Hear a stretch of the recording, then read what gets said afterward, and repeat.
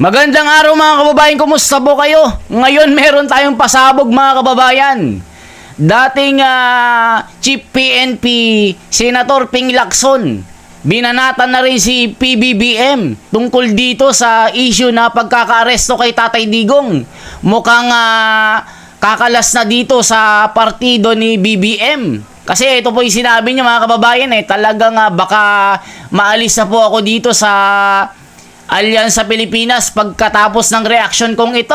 Nako po mga kababayan, unti-unti nang naglalayasan ang kapartido ni Pangulong Bongbong Marcos sa barkong ito na palubog na. Nako po mga kababayan, mukhang lalayasan na rin si PBBM dito. Grabe mga kababayan, anong sinabi niya? And I hope hindi ako iyaws ng alyansa dito sa sabihin ko. And siguro, gawin na natin definite, pag nauna yung ibang bansa, shall dispense with our own investigation and prosecution. Para wala ng discretion. Kasi ang naging contentious issue ngayon, pwede nyo namang hindi surrender.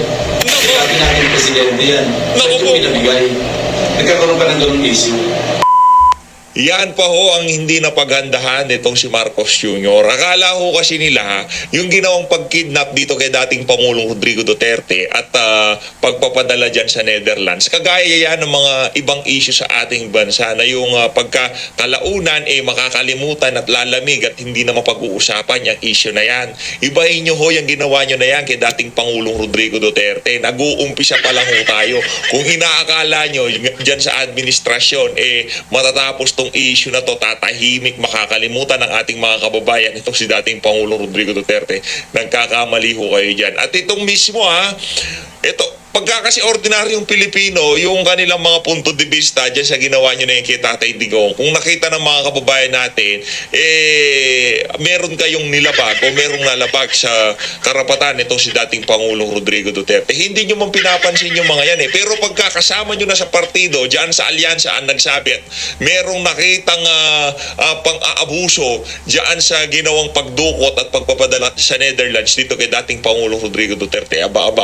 Kailangan nyo na ho siguro makinig dyan sa alyansa. Pero Ayan mga kababayan, malinaw po na napakinggan natin na talagang yung matagal ng pagtitimpi ni Senator Ping Lacson, eto na mga kababayan, hindi na nakatiis. Mukhang gusto nang lumayas ni Ping Lacson sa barko na sinasakyan nila mga kababayan. Mukhang nawawalan na ito ng gana dahil po sa illegal na pagka-aresto kay PRRD na bakit daw pwede naman daw hindi ibigay sa ICC kung may kasalanan daw dito na lang sa Pilipinas. Parang yun ang tinutumbok ni Senator Ping Lacson. Syempre mga kababayan, yung iba kasi, syempre, pagka iba ang nagsasalita na nagsasabi ng opinion nila regarding dito sa pagkakahuli kay PRRD, hindi nila pinapakinggan. Pero pag sa loob na ng kaalyansa nyo, makinig kayo dyan. Ibang klase yan. Sa mismong pamamahay nyo, meron nang nagre-react. Anong masasabi nyo ngayon dyan, mga kababayan? Mismong kapartido ni BBM, mukhang tablado na ang Pangulong Bongbong Marcos dito, mga kababayan. Dating Chief PNP yan. At alam din niya ang kanyang ginagawa. Matindi. Mukhang nagkakalasan na itong mga kasamahan ni Bongbong Marcos, ang ating Pangulo ngayon. Matindi ito. Dati, si Senator Amy, sarili niyang kapatid, tinabla siya. Nagpaimbestiga sa Senado kung talagang okay ba itong pagkakaresto kay Tatay Digong. Ikalawa, mga kababayan, Camille Villar, hindi na daw uma-attend sa mga campaign rally at iba pang mga kaalyansa ni BBM. Ngayon, matindi. Senator Ping Lacson, sumabog na rin mga kababayan, na sinabi niya baka tanggalin na siya sa alyansa ni PBBM pagkatapos ang kanyang reaksyon na ito. Anong masasabi niyo mga kababayan? Kasi ngayon, bumabagsak na rin ang rating ng Pangulo dahil po dito sa matinding issue na ito.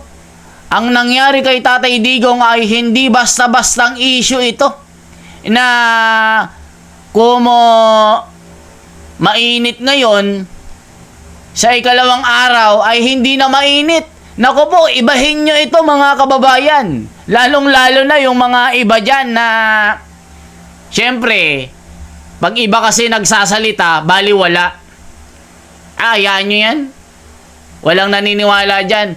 Paano pagka kapartido na ni Bongbong Marcos, ang Pangulo ng Pilipinas, ang nagsasabi na talagang ganito ang nangyari. Hindi dapat isuko sa ICC itong si PRRD.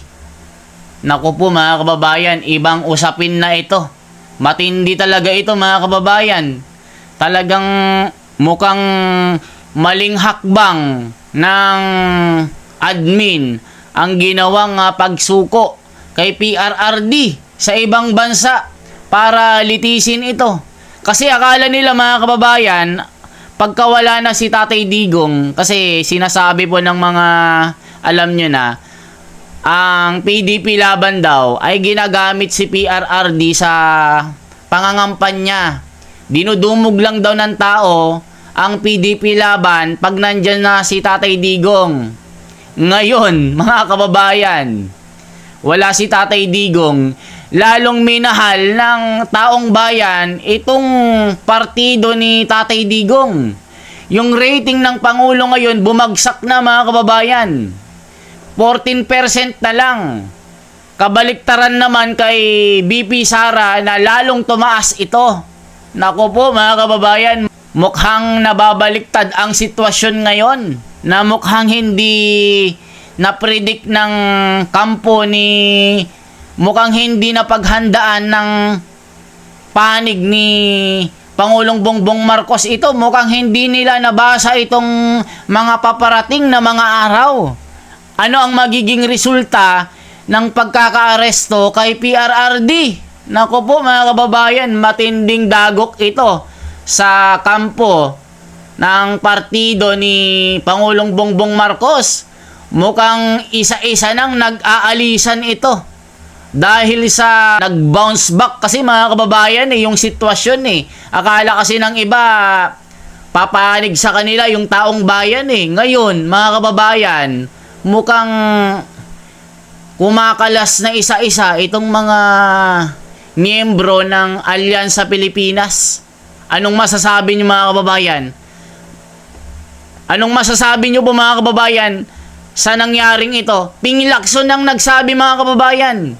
Matindi po ito kasi talagang nasa loob na po ng partido 'Di ba? Gaya nga ng sabi ng iba, pag iba kasi ang nagsasabi ng mga opinion nila tungkol dito sa pagkakaresto kay Tatay Digong, mukhang baliwala, pero ngayon nasa loob na po ng pamamahay ng partido ni Pangulong Bongbong Marcos ang nagsasabi na mukhang merong mali sa nangyaring pagkaresto kay PRRD. Anong masasabi niyo mga kababayan? Salamat po ng marami. Once again, ako po si The Wonder sa Philippines na laging titimbang ng mga sitwasyon dito. Mabuhay po. Isang like, isang share, at isang subscribes mga kababayan para po ma-reach na po natin ang 500,000 subscribers. Mabuhay po.